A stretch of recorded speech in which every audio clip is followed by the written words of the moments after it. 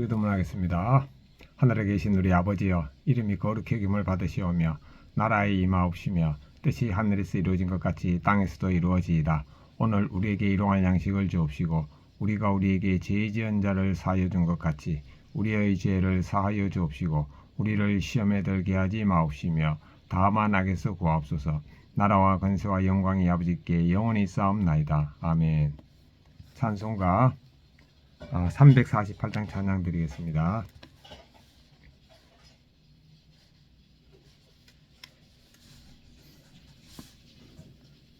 마귀들과 싸울지라.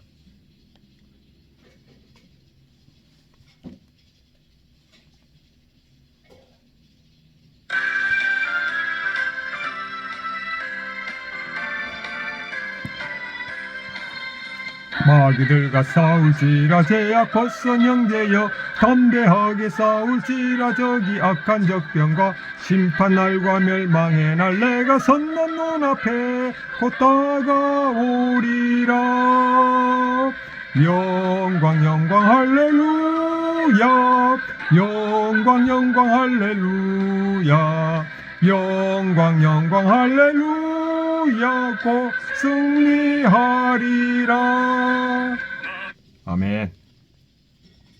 하나의 말씀 마가복음 13장 9절부터 17절입니다. 너희는 스스로 조심하라. 사람들이 너희를 공회에 넘겨주겠고 너희를 회당에서 매질하겠으며 나로 말미암아 너희가 권력자들과 임금들 앞에 서리니 이는 그들에게 증거가 되려 함이라. 또 복음이 먼저 만국에 전파되어야 할 것이니라. 사람들이 너희를 끌어다가 넘겨줄 때에 무슨 말을 할까 미리 염려하지 말고 무엇이든지 그때 너희에게 주시는 말을 하라. 말하는 이는 너희가 아니라 성령님이시라.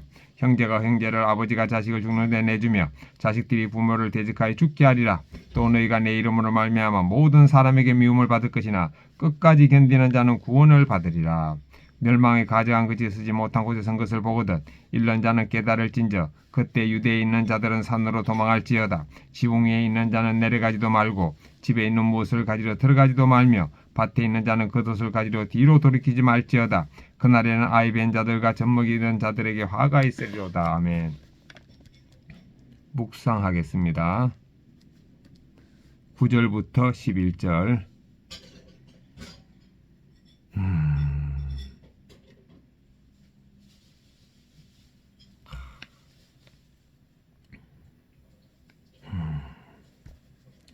전도하다가 고난을 당하면은 주시는 말씀을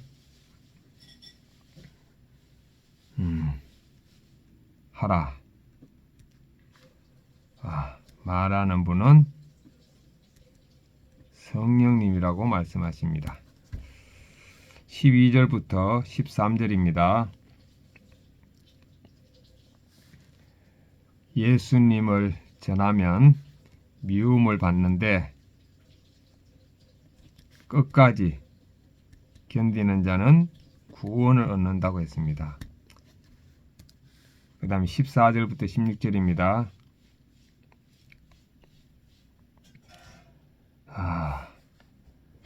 재난이 다가오면은 도망하러 갑니다. 아마 예루살렘 멸망의 날을 말하는 것 같습니다. 재난을 당할 때, 위험이 당할 때 도망하는 것은 비겁한 게 아니네. 지혜로운 거네. 적용하겠습니다. 1. 저는 죽었고 예수님이 사심을 의식하면서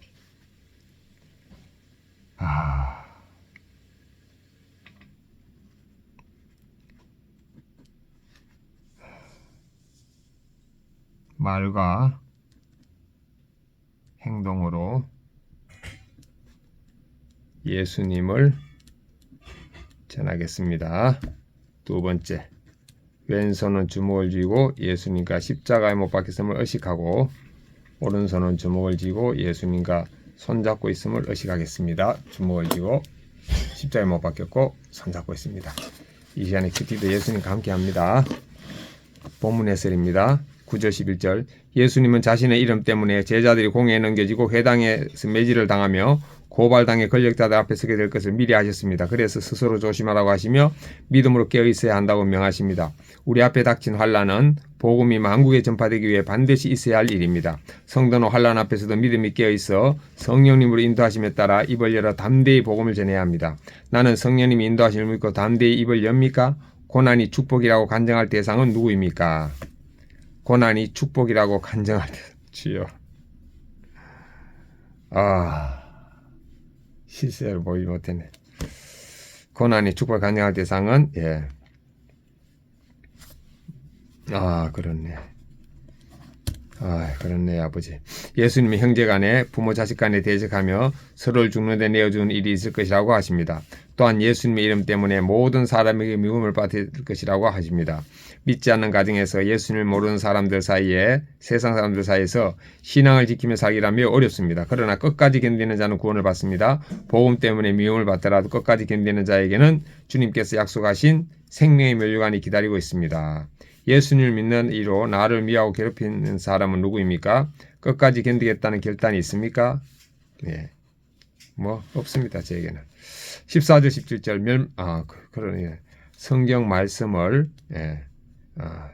잘못된 것을 믿고 있는 자들에게 말씀대로 전할 때 그들은 저를 미워하지만 끝까지 견디겠습니다.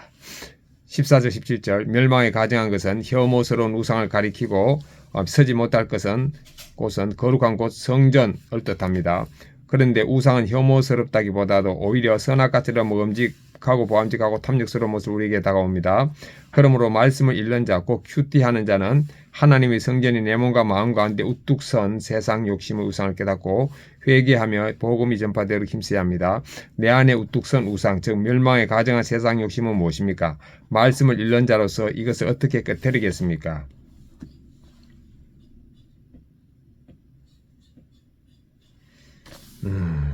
요새는 말씀 보는 것보다 더 관심이 많네요. 이걸 어떻게 깨뜨리겠습니까?